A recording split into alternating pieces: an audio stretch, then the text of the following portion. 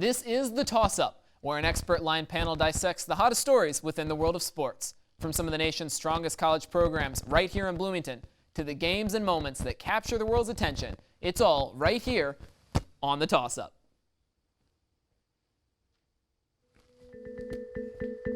Love it.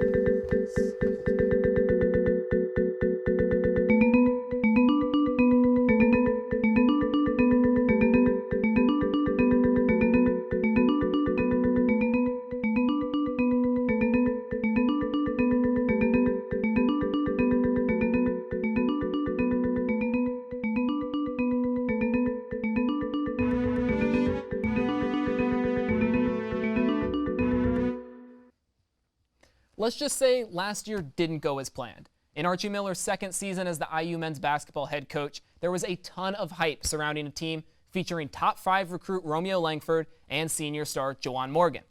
Things were looking pretty solid until they weren't.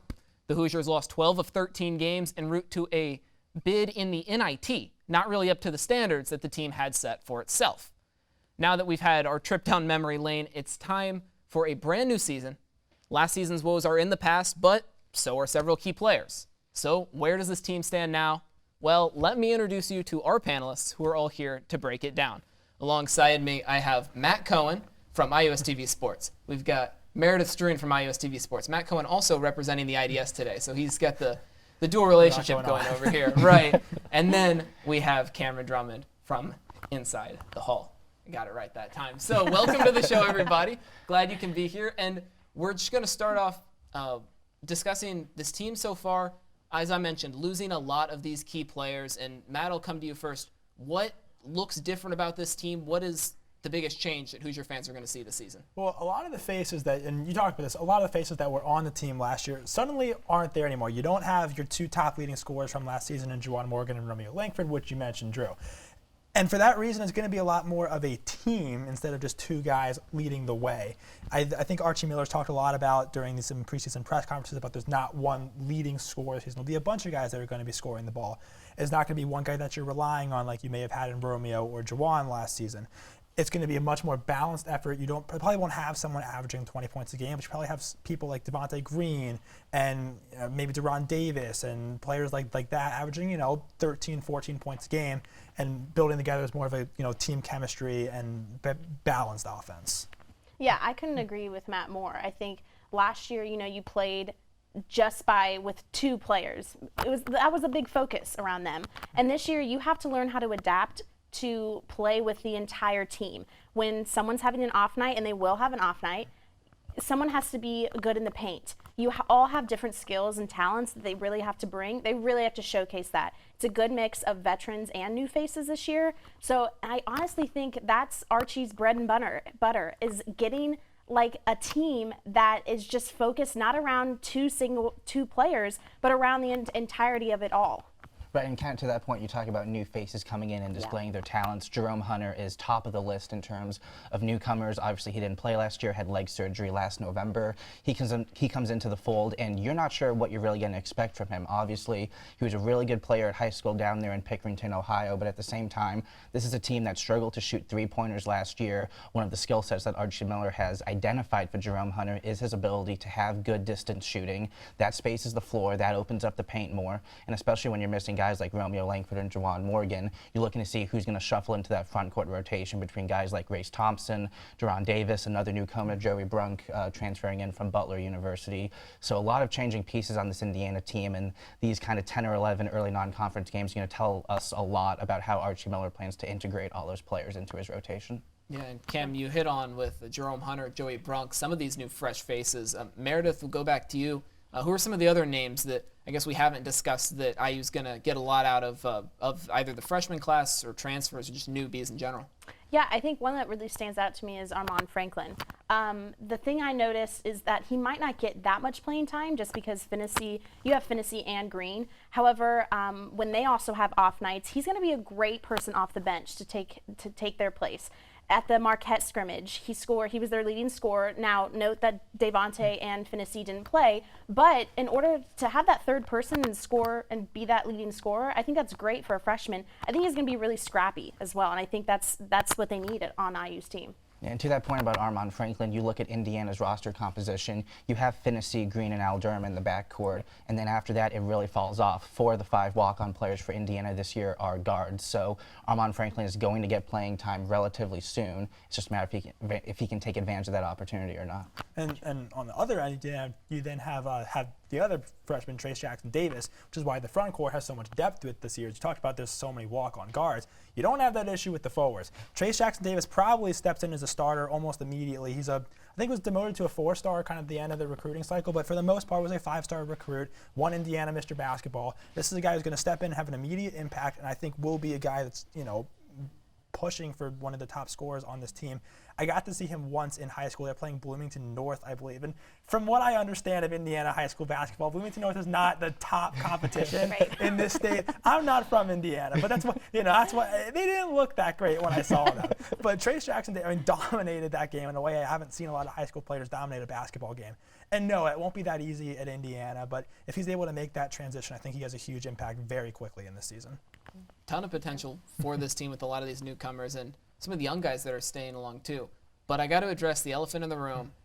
Archie Miller, head coach. He's entering his 3rd year here, and he hasn't lived up to, I think, the expectations that Indiana fans have set for him. I think that's fair to say. Now, again, he's only had 2 years under the helm, and those have been pretty lofty expectations. So, Cam, I'm going to go over to you, and I'll ask you, which train are you on with Archie Miller? Is it to give him time, sort of trust the process, or we need to find someone new if you're a Hoosier fan? Yeah, if we're talking about locomotives here, I'm all aboard the one that's pumping steam from giving Archie Miller more time to get his system established at Indiana. It may not be what fans want to hear right now, but Fred Glass said it as recently as a month ago, talking about how this is not a make or break year for Archie Miller. This is not going to be the one that sways him between getting fired and coming back. So when you have the backing of an athletic director like Fred Glass, you know that you have at least 2 or 3 more years to put the pieces in place.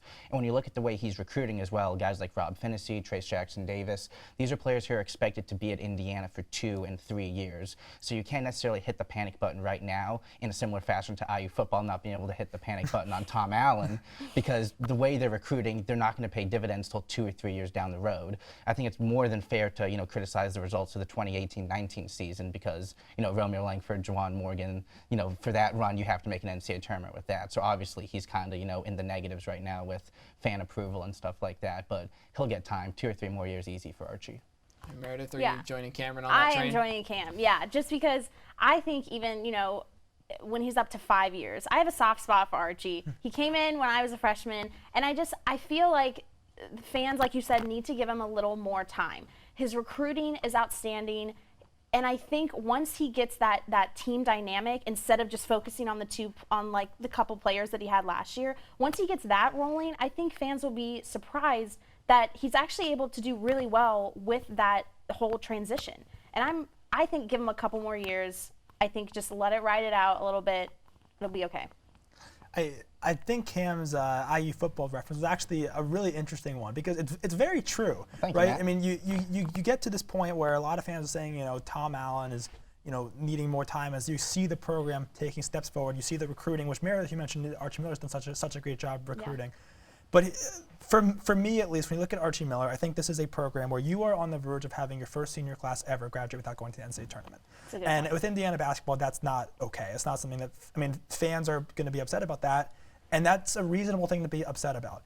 I think if this program doesn't take steps forward, no, this team is not as good on paper as it was last season.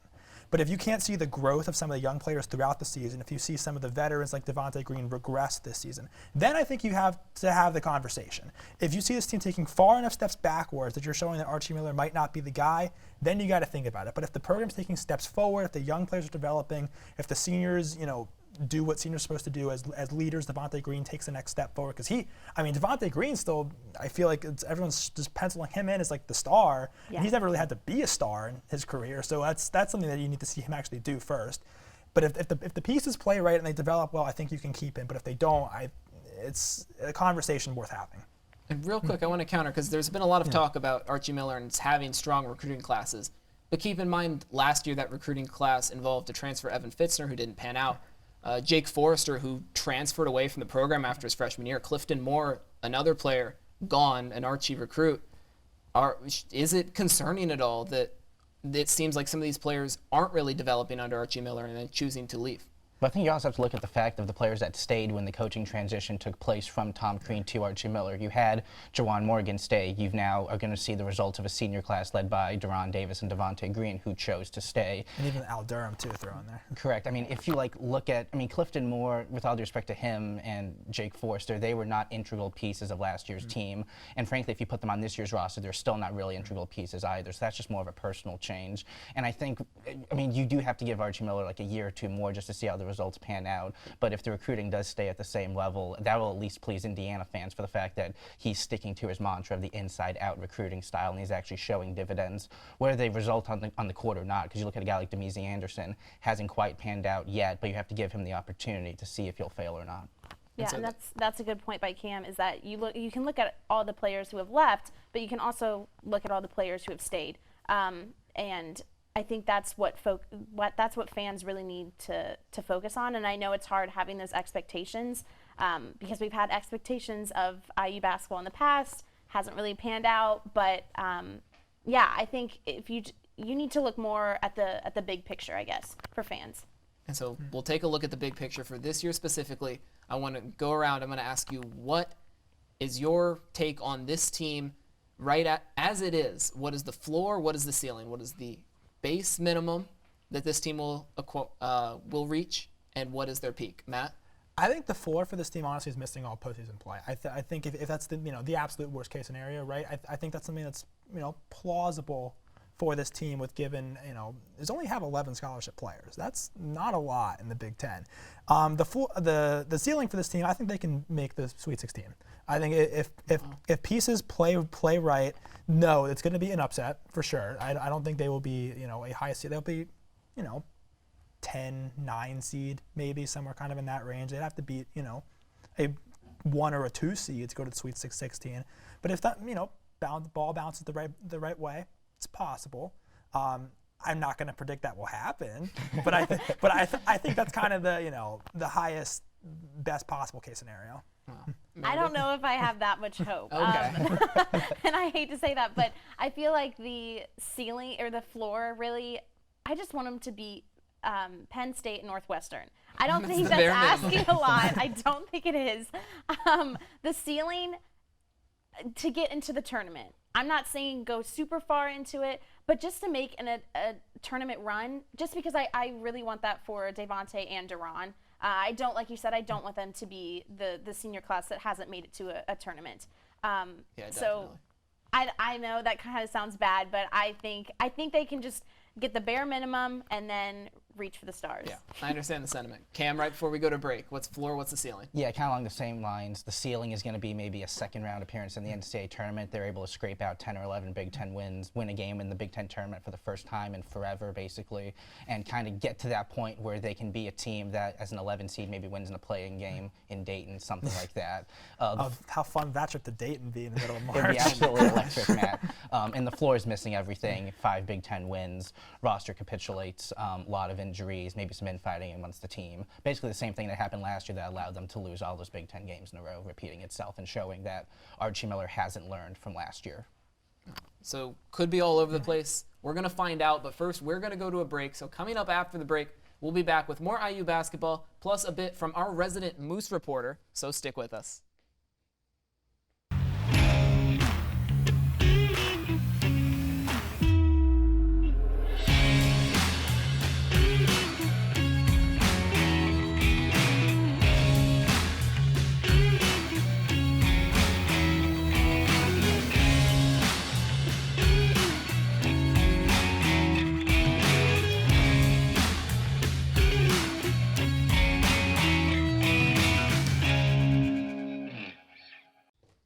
Welcome back to the toss-up.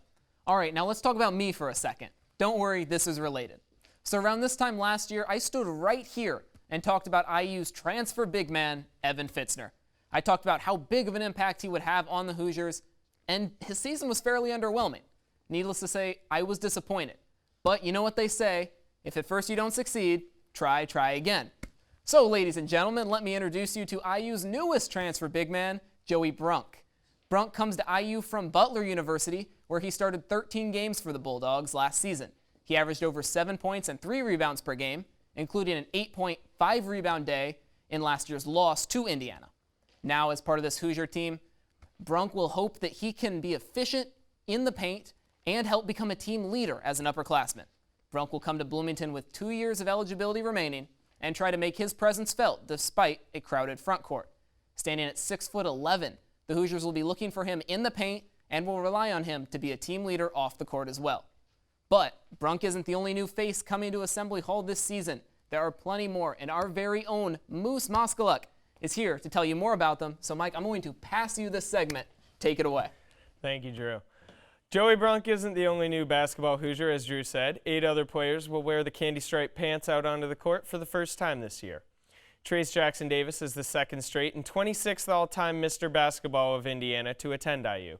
Armand Franklin is an incoming freshman who led the Hoosiers in scoring with 14 points in their close scrimmage against Marquette last weekend. Cooper Bybee is the second player from Ellettsville to ever suit up for the Hoosiers, joining Vern Pfaff, who played from 1964 to 1967. Jaquez Henderson previously attended Butler and Louisville, but now joins the Hoosiers as a walk-on. Michael Shipp is a freshman from Cincinnati, Ohio, where he went 29-0 in his senior year with Archbishop Moeller High School team. Nathan Childress is a walk-on player from Zionsville, home of former IU walk-on Jackson Tharp. Adrian Chapman will wear 15 this year for the Hoosiers, which is also the same number of Hoosiers who have won the Big Ten Player of the Year award. Not a big deal. Finally, Jerome Hunter will finally be making his debut for the Hoosiers this year after missing last year with a leg injury. That's all I've got on the IU men's basketball team, Drew. Back to you. Thank you, Moose. And now, back here on the panel, it's game time. So this game is called Buy or Sell. It's pretty self-explanatory. I'm going to give you a statement. I'm going to go around and ask all of you whether you buy the statement or sell it. Yes or no. Simple as that. So right off the bat, I'm going to go over to Cam. And I'm going to start this off with Cameron. Buy or sell, this IU team will make the NCAA tournament this year. I'm going to sell it. I just think 5 or 6 things have to go correctly for the Hoosiers to actually make the NCAA tournament, and the odds of that happening are pretty low, so I'm going to sell. So 5 or 6, how many do you think is actually happening? I mean, I think injuries will probably not affect this IU team as badly as it affected last year's team, but at the same time, you need Jerome Hunter to drop in and start averaging 12 a game right from the off. You need Devontae Green to stop, cut down on the turnovers and the flashy plays and be more of a consistent player. And, the list kind of goes on, and some of those things I just don't think will pan out over the course of such a long 20-game Big Ten season. All right, Meredith, buy or sell? I have to go with sell as well. I just don't think that, I don't know if the players coming in will live up to the expectations that are set before them, and I don't think that Archie has the ability to really form the team into what it should be. So I just don't think they're going to make it this year. Next year, more likely to, but not this year. All right, Matt, you're the one that said this team could make the Sweet 16. Do you think they make the tournament? That is on the record. You said it. As we sit here, I really don't. I really regret saying that. Now that we look back on it, I'll buy it, and I buy it very tentatively. But I think if the team chemistry, which is supposed to be so much better than last year, if that's true, and if they can be balanced and deeper than they were last year, if that all is true, that will be enough for them to just sneak in. And I really do like Cam's thought, the more I've thought about it, of getting into the first 4 and going to Dayton. That actually seems quite plausible. So I'll say buy, but barely. So you say buy, but with a return policy. Yes. That's what I'm hearing. Yes. Okay. All right, so Matt, we're going back to you. Buy or sell, at some point this season, IU will beat a ranked opponent.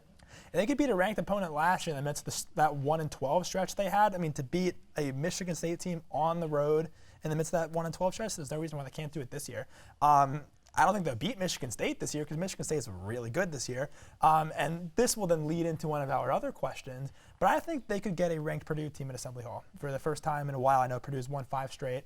I think Purdue's a little bit overrated, but if they're able to stay ranked, I think that's a team where you could look at for IU to win that game. Interesting. I'll come back to you for the Purdue question. But Meredith, buy or sell, will Indiana beat a ranked team? I'm going to buy it as well, just because you mentioned Purdue, and I think Purdue just lost so much. You're not going to replace Carson Edwards. You're not going to replace Eifert. And that amount of hustle that they brought, I just don't think they have it. And I think that IU can really utilize what they have. They have bigger guys. They have shooting around the paint, in the paint.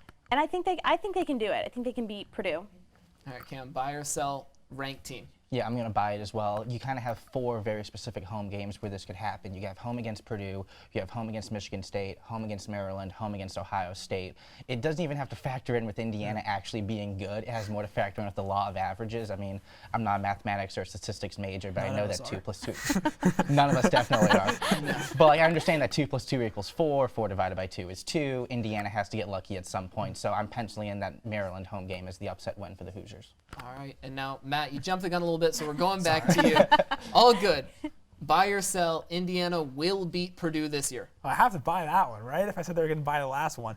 I think again, Purdue's beat IU 5 straight times.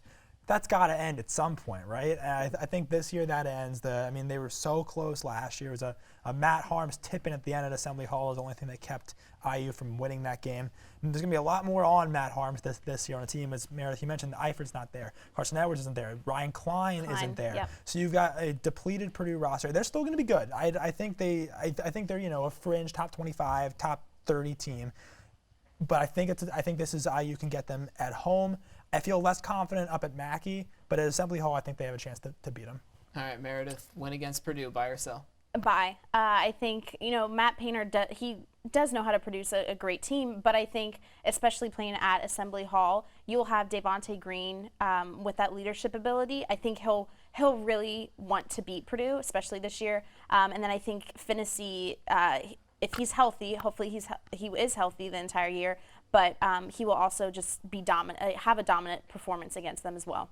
All right, Cam, finish off this game. Buy or sell, Indiana wins against Purdue. Yeah, I'm going to buy it as well for some of the similar reasons that Matt and Meredith already said. You're going to get them at home this year. Purdue's lost a ton.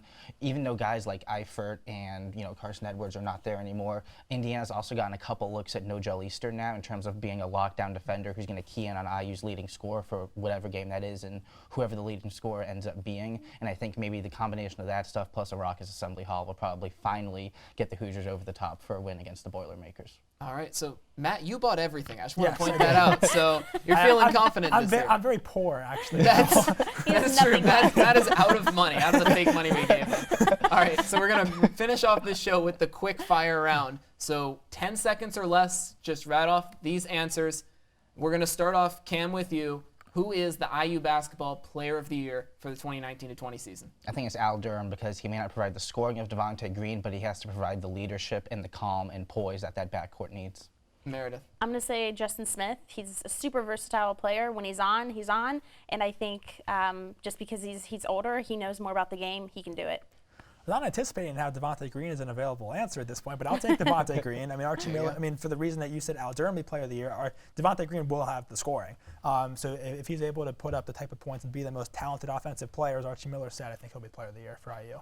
All right. Now, Matt, this is where it starts to get a little trickier, but where does IU finish in the Big Ten rankings? I think somewhere between 8th, 7th-ish, somewhere in there. I think they win 9-10 conference games. I think that puts them right in the middle of the pack of the conference. Meredith. I'm going to put them at, I'm going to say 9. I was going to say like 6, 9, just because I think, Penn State, they'll beat Northwestern, maybe even Iowa. We'll see. Interesting. I have them 8th in the conference, going 8-12 in conference play. They're good enough to knock off a team like Maryland, but they'll still struggle for some of those games like Iowa and Wisconsin, maybe even Minnesota as well. All right, now some of those big games. Last quick fire question today. What is the biggest win that IU basketball pulls off this season, Cam? I mentioned this earlier, the Maryland home game. I think that will kind of go on as the signature win of this season. Maybe not enough to put them in the tournament, but still something for Archie Miller to hang his hat on. Meredith. Maybe not on paper, but I think Florida State, honestly, because they're coming off Sweet 16 appearance. They won 29 games last year, and I think they're at the level to Indiana for them to beat them. All right, Matt, biggest win. Love the Florida State answer. Thank you. It's off the beaten track one. I like that one. I'm gonna stay kind of boring here and go with the answer I've used multiple times already. I think the Purdue home game. If they can beat Purdue, they've lost 5 straight times. To finally beat your rival, I think that has to be the biggest win of the season. So what I'm hearing is you spent all of your money on in the previous game. So now you're just reusing answers at this point. That's Right. where we're at. Basically, yeah. I'm kind of on